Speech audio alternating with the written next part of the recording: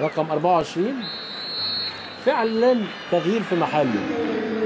هيطلع احمد عمران اللي ما عملش حاجه خالص، اللي كان شعله نشاط في كوبا، يلعبها لفيليكس لاوكوران، اوكوران لاحمد عادل، والكرات العرضيه، بقول الكرات العرضيه صمويل اوكوران يحط هدف التعادل. لسه بقول لحضراتكم الكرات العرضيه وهي فوق، بقول العرضيه هدف يعني كربون، هدف التعادل في الدقيقه الرابعه تقريبا من صمويل اوكوران.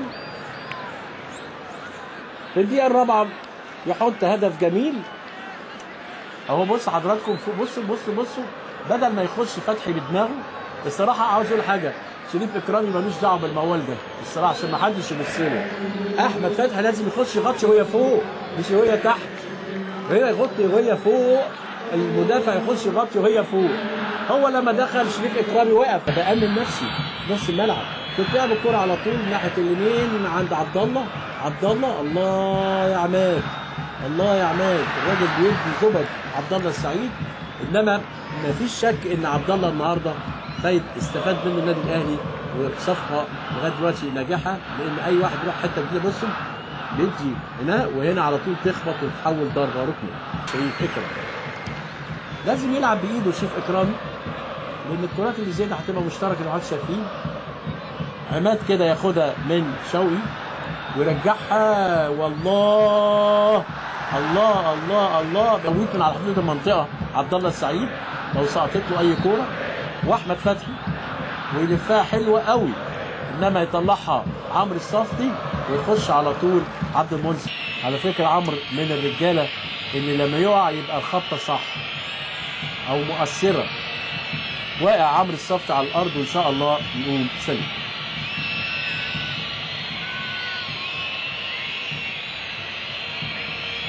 وانا روح على سهوه وشوف محطه القطر شكلها ايه والقطوره شكلها ايه.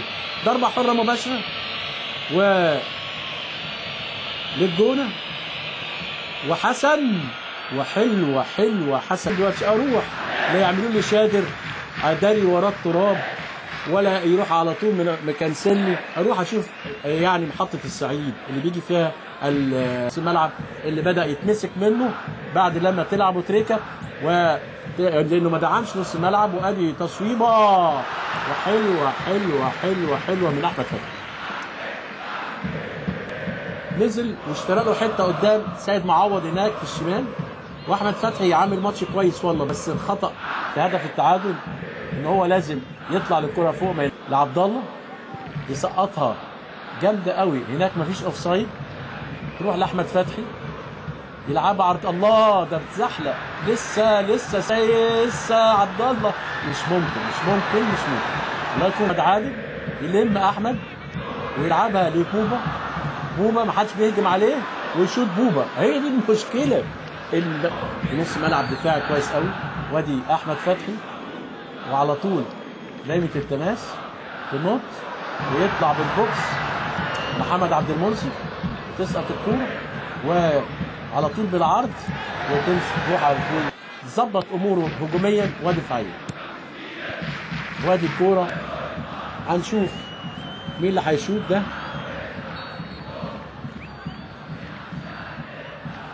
وضربة مرمى لنادي الجونه.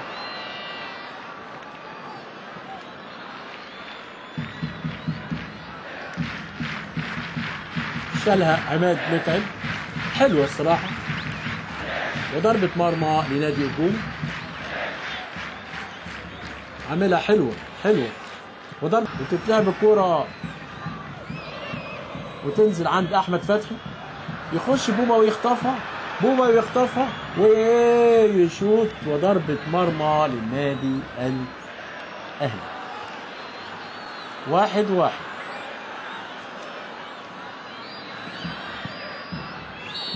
ويصفر اخيرا الحكم الدولي ياسر عبد الرؤوف بانتهاء الشوط الثاني مباراة بتعادل الجونه مع الاهلي 1-1، عشان يفقد النادي الاهلي 4 نقاط في 3 لقاءات ويرتفع رصيده الى 5 نقاط، ويكسب الجونه نقطة من فوق